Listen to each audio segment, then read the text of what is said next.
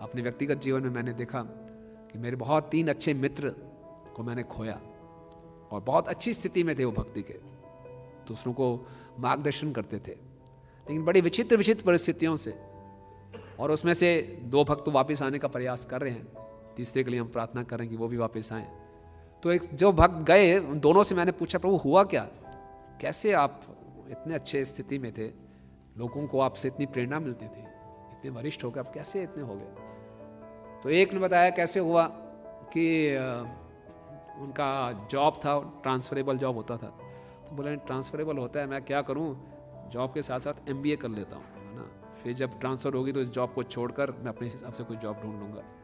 तो MBA करने के चक्कर में ऐसे फंसे कि भक्तों के संग से दूर हो गए, और जब दूर होते गए तो दूर ही होते गए, पता ही नहीं चला कहाँ चले गए। फिर जब जितना दूर हो जाते हैं तो उतना संकोच होता है वापस आने में कि अब लोग क्या कहेंगे, भक्त कैसे सामना करूं, क्या करूं, और दूर होते गए।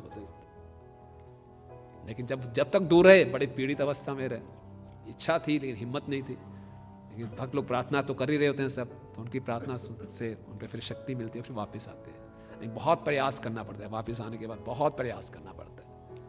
तो ये सीखने को मिला, कभी भी कुछ हो जाता है पता भी नहीं चलेगा, माया ये बताएगी थोड़ा सा कर लो, अच्छा है, और भक्ति में सहायक होगा। मैंने क्यों ऐसा सोचा, बोले मैं हमेशा यहीं रहना चाहता था, भक्तों के संग में ही रहना चाहता था, इसलिए ये प्रयास किया।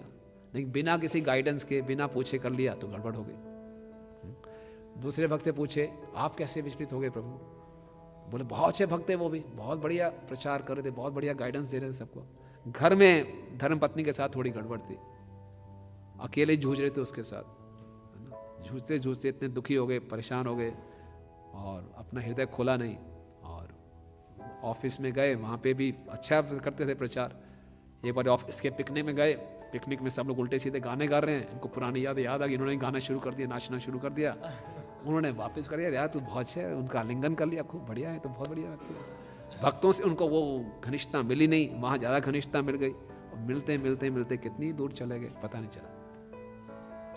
बहुत सटल होता है, सूक्ष्म तरीके से आप प्रवेश करती है, वो पता नहीं चलता। भरत महाराज ने सोचा नहीं था कि हिरण के चक्कर में पड़ के मैं अगले जीवन में मुझे हिरण बनना पड़ेगा, ऐसा होना पड़ेगा, नहीं, एकदम लगभग प्रेम मिल गया था उनको, लेकिन कुछ पता नहीं चलता। माया बहुत सूक्ष्म है और कैसे भी प्रवेश कर जाती है।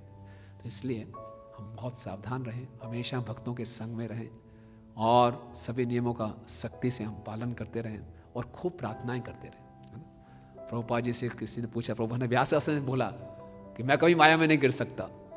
सब लोग बड़े प्रसन्न हुए, और व्यास आसन से उतर के प्रभुपाद खूब प्रार्थना कर रहे हैं। किसी भक्त ने पूछा, प्रभुपाद आप क्या प्रार्थना कर रहे हो। बोले यही प्रार्थना कर रहा हूँ, मैं माया में ना गिरूँ। बोले अभी तो आपने बोले थे माया में कभी गिरूंगा नहीं। बोले इसलिए तो नहीं गिरता, मैं रोज़ प्रार्थना करता हूँ।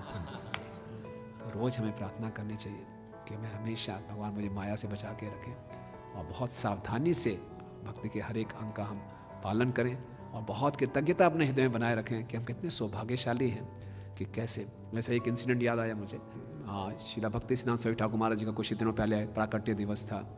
वो इतने स्ट्रिक्ट थे, एक बारी उनके एक शिष्य की पत्नी ने कहा, युवा पत्नी थी, कि मैं आपसे कुछ अकेले में बात करना चाहती हूँ।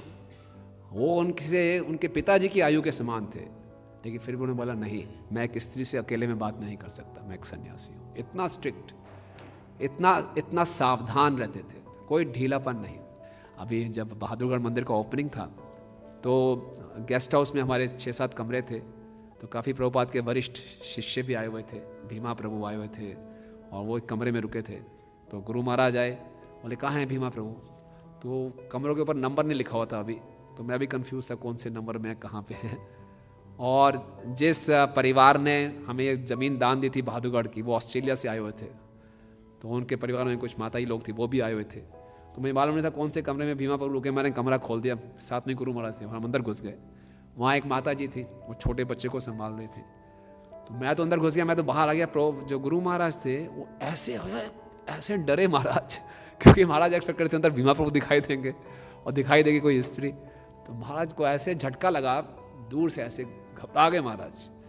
तो मुझे लगा कि महाराज इस स्थिति में भी इतने बड़े साधक की तरह व्यवहार कर रहे हैं। मैं इतना भुचक्का नहीं हुआ, मुझे इतना करंट नहीं लगा, लेकिन महाराज दूर से देख के एकदम दूर हुए कि इस स्थिति में ही महाराज हमेशा इतने सावधानी बरतते हैं। तो ये हमें सिखाते हैं आचार्यगण, हम हमेशा सावधान रहें और प्रार्थना करते रहें कि जो भक्ति हमें प्राप्त हुई है वो हमारे हाथ से फिसले ना। हरे कृष्ण।